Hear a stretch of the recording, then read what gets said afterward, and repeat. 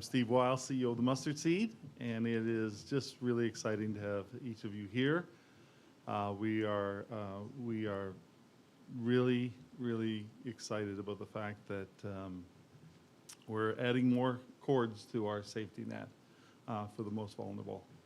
I get the opportunity to introduce our Minister of Seniors, Community and Social Services, Jason Nixon.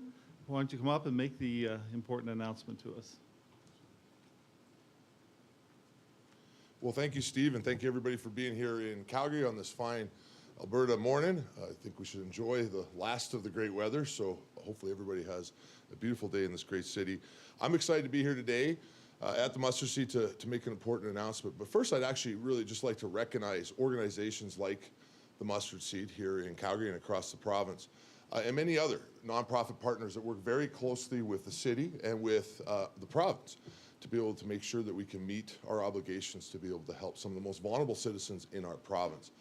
I am always excited to let you know that in the city of Calgary, the last count that we take on the homeless population, which would have been last year at this time, showed that we were the only jurisdiction in the province where homelessness was going down.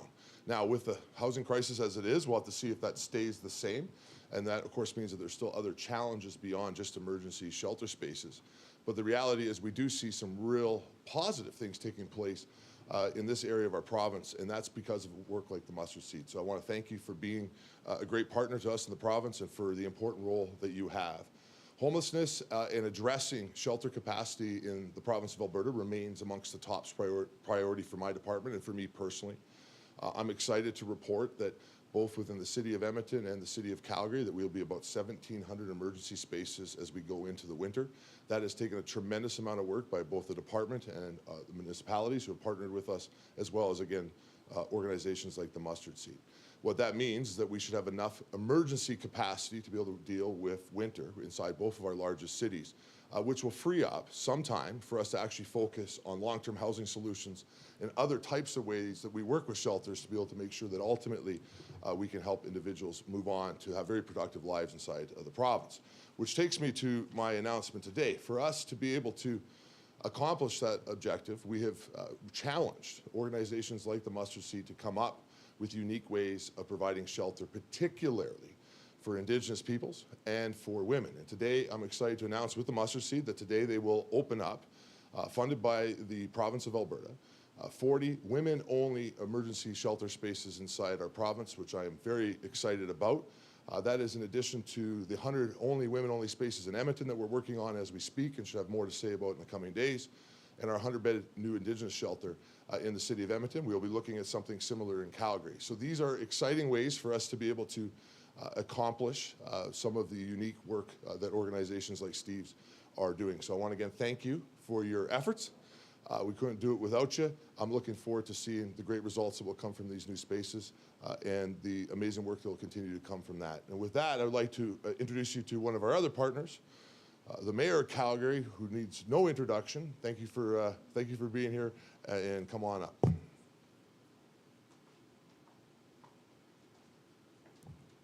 Oki Daranistara Tanse Ambawastich, greetings to all of you in the mother languages of the Indigenous peoples of Treaty 7, who stewarded this land for generations before we all came to settle here at the confluence of the Bow and Elbow Rivers. Minister, thank you so much for making the time to come down to Calgary and make this announcement. This is absolutely critical work. We've got so many people in positions of vulnerability in our city. Having 40 extra spaces for women who are finding themselves in a crisis situation. This is absolutely the work we need to be doing. Steve, I want to thank you and your team at the Mustard Seed for making sure that you accommodate anyone who comes seeking shelter. I have to say, last year, my team and I came to serve food at the facility in the south, and you were able to take me through and show me that everything was basically at capacity. And you and I had a conversation about the fact that there was a lot of women seeking shelter space and a lot of women from outside the province that were coming to Calgary, hoping that they would be able to find something here. So this announcement today is important for those women and any others who find themselves in a situation where they need emergency shelter. I'm very happy that we are doing this work in addition to the housing strategy that Council passed. I think if we are looking across the spectrum at housing and taking care of needs of the most vulnerable as well as market, we have a fulsome plan. So today's announcement is a very positive step. And with that, I'm going to turn things over to Samantha Lowe. Please come on up.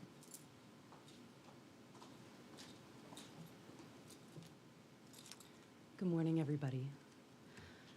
Women often face the harsh reality of hidden homelessness, grappling with a lack of tailored services to meet their unique needs. However, we've witnessed a significant increase in women seeking refuge in shelters over recent years. Right here in Calgary, as Mayor Gondek said, there has been an astonishing 50% increase in women accessing our shelter within the past year. This surge underscores the urgent necessity for a women-only shelter. And we are immensely grateful to the ministry for embracing and supporting this vision. Our new 24/7 shelter is poised to provide women-specific services thoughtfully designed to cater to the unique needs of this demographic. From helping with system navigation to offering housing case management and counseling, we are committed to providing comprehensive wraparound supports to these women. Our goal is to empower women to rebuild their lives and transition into stable, long-term housing. The Mustard Seed is excited to open this new shelter, and we extend our profound gratitude to both the ministry and the city for their unwavering support in making this a reality. Together, we will make a meaningful impact on the lives of women in need. Thank you very much. We'll now take questions from the media. We'll start with reporters here in the room. We'll do one question, one follow-up. If you could state your name and your outlet, that would be great. First question, please. Hi there, Aaron with Livewire Calgary. A question for the minister. morning. Good morning. Minister Nixon, how much is this going to cost and when can we expect to see the shelter spaces available? So the shelter spaces will open today, which is very exciting. I heard when I arrived here that there were already people coming here to access the shelter spaces. So that's, I think, good news. Word is getting out there. This project is a commitment by the provincial government for just shy of $100,000 for the work to get the shelter set up, and a commitment to about $750,000 going forward to be able to pay for the operation cost of those shelter spaces. Follow for Steve.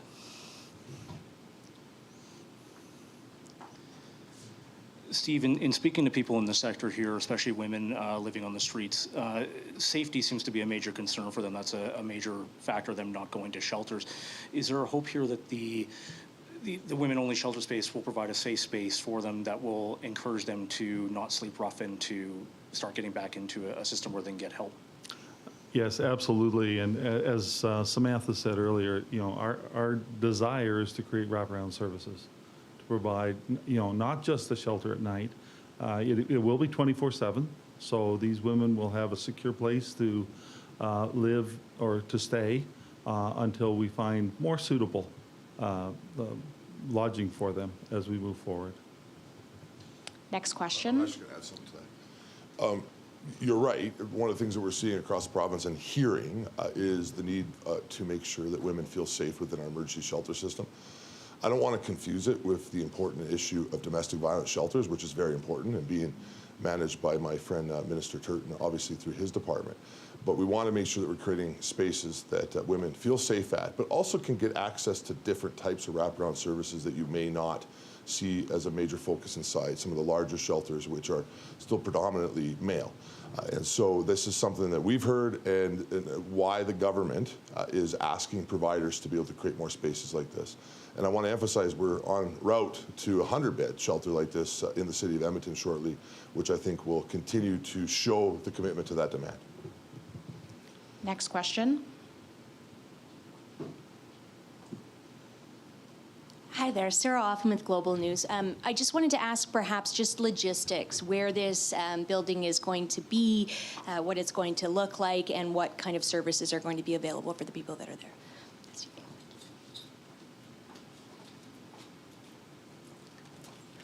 So the shelter is located in the old In From the Cold building, so 110 11th Avenue.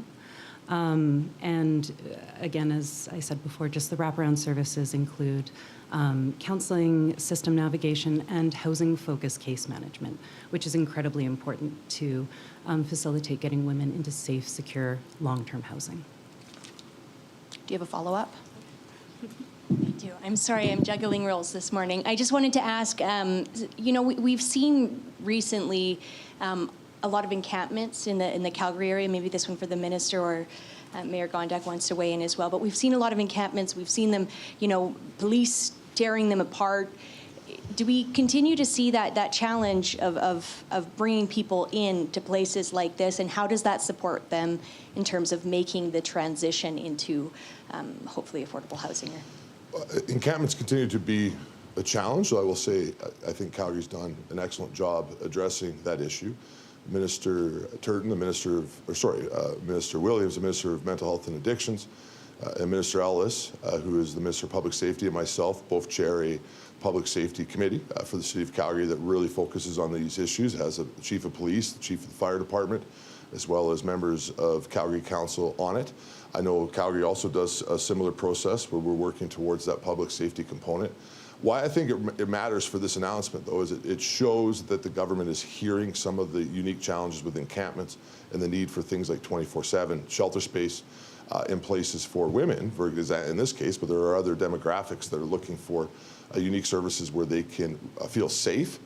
And then I will say, ultimately, the goal for the government is to make sure that we move as many people as we can that want to into a much more long-term housing situation. I think that is the goal of every government in the province right now. And of course, also to some of the amazing recovery resources that are coming online in the province that we don't see in other locations. So I think that this is all about doing shelter a little different than we've done in the past and connecting to so many of those great resources that are coming online in the province. And Mayor, I don't know if you want to add anything on encampments. The thing that I would add about encampments is, the system that we have right now doesn't work as effectively as it could and it should. And so another component of the housing strategy is making sure that we have spaces for people to go if they have pets, that we have spaces for people to go if they're a couple. So we have heard directly from folks that are in encampments because there is a compassionate response. And so we're trying to make it better so that people actually can have housing, that they can live with dignity. So if you actually listen to the stories of people who are using encampments as their shelter right now, they'll tell you what they're seeking in a more permanent solution. Next question. Tate Laycraft with City News. I was just curious in regard to these shelter spaces opening today. Is there a wait list that will result in these spaces being filled pretty much immediately, or how fast are people actually getting into these spaces? Well, I'll let the Mustard Seed elaborate specifically on these 40 spaces. What I can say, though, is in Calgary last year, we were at about 80% emergency shelter capacity through the year. There's very few times where we broke that 80% mark. It's something the department watches every day. And we're pretty confident that the 1,700 plus spaces that we've created in the city of Calgary will get us through that emergency measure. To the mayor's point, this is not our permanent housing solution. This is about dealing with emergency situations and making sure people are safe, warm, and in a circumstance where hopefully we can then bridge to other long-term services and long-term sustainable housing. In Edmonton, where we see more challenges in the past, upwards of 100% capacity at times in the coldest months, we're going to have the most shelter spaces in the history of the city come online. They're almost all up, 1,700. We're very proud of it. I know the city of Edmonton is proud of it as well. So on the overall capacity for the province, we're very comfortable that we're ready for on emergency side, which again, as I said in my remarks, pushes us now into a spot where we can focus on long-term housing solutions and not get too bogged down trying to make sure we have the emergency spaces because we got them. And I don't know, Steve, if you or your people want to talk about access here. Currently, we already have a 370 mat shelter in the foothills area, and it's a sober shelter. And for the first time this year, we've been at capacity through the entire summer. Typically, we would have maybe 250 to 275 average in the summer. We were over 370, and we were turning away anywhere between 10 and 30 people a night. So our expectation, because it is a mixed shelter, our expectation is that some of the 80-some women who use that shelter on a daily basis will likely transfer to this shelter, and it'll also provide opportunity for us to have a little more capacity in the Foothills shelter. Tate, do you have a follow-up? Okay, we'll move to the phone lines. Could I get the first caller, please? There are no questions on the phone at this time. Okay, thank you. Yeah, and we'll just do a picture with everyone. Awesome. We Good could do job, guys. We want to do the picture together?